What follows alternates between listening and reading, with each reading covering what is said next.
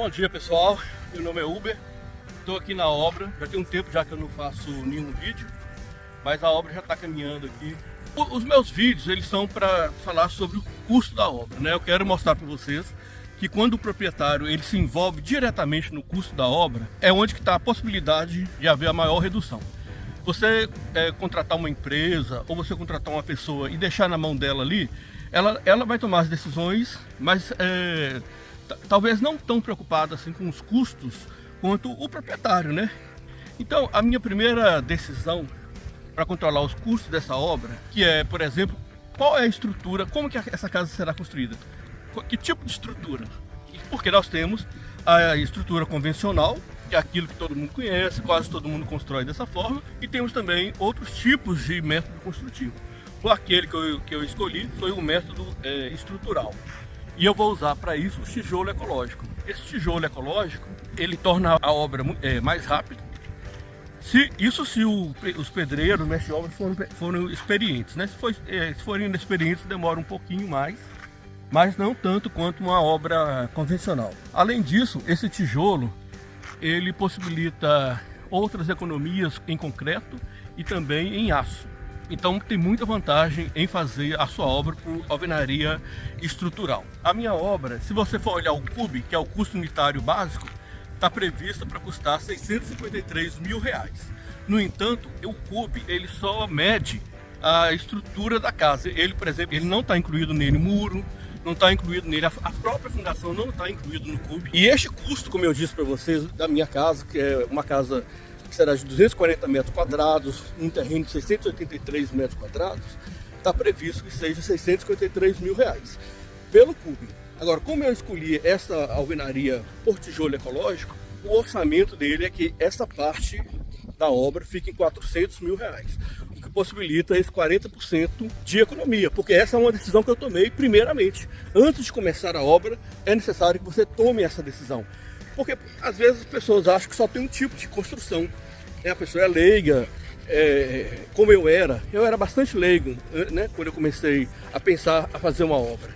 Então o que eu fiz? Eu comprei alguns cursos, eu vou tentar indicar para vocês desses cursos aí. Então é necessário que o proprietário ele tenha um certo conhecimento, se ele tem o objetivo de economizar. Então se o seu dinheiro não é um dinheiro que você possa gastar, né? Rica sou, rica estou, rica sempre vamos estar, desde que o sol não desapareça ou então deixe de brilhar. O que aconselho é que vocês façam um curso para poder entender melhor sobre uma obra. Então nesse curso que eu fiz, por exemplo, eu aprendi, né, sobre essa questão das diferenças de estrutura que uma casa pode ser construída, coisas que podem ser realizadas na casa para que ela fique mais barata. Então, por exemplo, eu escolhi que aqui, o meu solo permite, a minha fundação vai ser o radier. Então, quando fizer o radier, vai ser o concreto que vai ser jogado ali, eu vou polir esse concreto, que ele vai ser o piso da minha casa. Não vou precisar depois de gastar com cerâmica, esses custos que assustam todas as pessoas, né, que são os revestimentos. Então isso aí na minha obra não vai ter, o que vai possibilitar com que eu tenha mais economia ainda. Então nessa questão do concreto, do aço que é gasto para fazer o radier e da empresa que faz o polimento, além das próprias plantas, né, que foram feitas pelos engenheiros, eu também contratei um orçamento, porque é preciso que você saiba, se você tem alguma referência dos seus custos, para você saber se você está indo na direção certa ou não. Por que muita gente acaba parando a obra pela metade? Porque ela não faz um orçamento, ela não sabe quanto do recurso que ela tem, ou quanto que a obra está gastando, né? Então é necessário que você faça esse tipo de controle. A partir do momento que eu sei quanto que custa o concreto, quanto que é o metro cúbico de um concreto, ou qual é o valor do quilo do aço. E aí, quando eu vou fazer as cotações, eu já tenho ali, já sei o valor que eu quero. Um insumo como os tijolos. Os tijolos, se você comparar um tijolo ecológico com um tijolo comum, você vai ver que o tijolo ecológico, a princípio, ele é mais caro do que o tijolo comum. No entanto, como ele possibilita economia durante toda a obra, então, se você faz as contas, você vai ver que é muito melhor você comprar esse tijolo ecológico, você vai fazer uma economia muito maior, como eu mostrei para vocês no início do vídeo, do que se você escolher o tijolo comum. Mas o tijolo tem que se olhar globalmente. Além do valor dele em si, tem que ver também qual é o valor do frete. O valor do frete do tijolo impacta no preço do tijolo. Então eu já tinha a ideia que eu gostaria que o valor global do tijolo, ou seja, o tijolo mais o frete, custasse R$2 por unidade.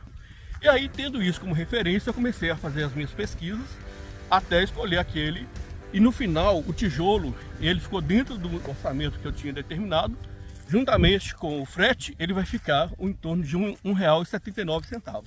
Então está totalmente dentro dos custos. Isso você só pode garantir que você está economizando se você mesmo faz isso. Eu tive, por exemplo, vários orçamentos de aço. E eu já sabia qual o valor do aço que eu gostaria de pagar. Então eu fui tendo os orçamentos, descartando aqueles que estavam totalmente fora do que eu gostaria. E acabei adquirindo uma loja cujo valor estava muito bom. Inclusive entregando o aço, o frete foi gratuito, digamos assim. Eu estou aqui na parte do terreno, né? Aqui onde que eu estou pisando vai ser a piscina. A piscina vai ficar bem aqui. E eu fiquei muito surpreso porque eu achei que 680 metros quadrados eu ia sobrar muito mais terreno do que vai sobrar, sabe? Então é bastante interessante aquilo que você vê nas plantas dos projetos e a coisa tomando forma realmente. Então aqui, esse espaço aqui vai ser um espaço da piscina e vai sobrar esse outro pedaço aqui para que eu plante, eu faça a minha horta, coloque algumas plantas. E é interessante, né, como que as decisões que a gente vai tomando vai impactando naquilo que você desenhou. O engenheiro responsável pela obra, ele me sugeriu fazer um aterramento aqui embaixo, né? Você vê que a casa vai ficar mais alta, tá mais alta do que aqui, para poder levantar a piscina, tá certo? Mas perceba, se eu quero fazer uma obra econômica, tudo que for relacionado a mexer a terra, ou né, movimentar a terra, o custo é maior. Então eu falei com ele que não, que na verdade eu até preferiria que a piscina fique mais baixa do que a casa, porque o sol ele passa em diagonal, ele nasce lá e vai fazendo assim, né, em diagonal. Então aqui, em a piscina ficando mais baixa, eu acho que vai dar mais privacidade para mim, além de aproveitar melhor o sol, tá certo? Então é uma outra decisão, porque quanto menos terra você movimentar, mais econômica a sua obra vai ser. Tá aqui, ó, o mestre de obras está trabalhando na tubulação que vai ficar embaixo do radier. Apesar de que assim, todo tipo de construção, o povo fala que é melhor que o sistema hidráulico, elétrico venha por baixo da terra, antes da fundação, né? Então tá aqui, eles estão preparando aqui. Inclusive o mestre de obras ele tem até um canal. Caros Construções. Depois que eu terminar minha obra aqui, ele vai dar atenção para vocês se quiserem contratá-lo, viu? Por enquanto ele está envolvido aqui nesse trabalho.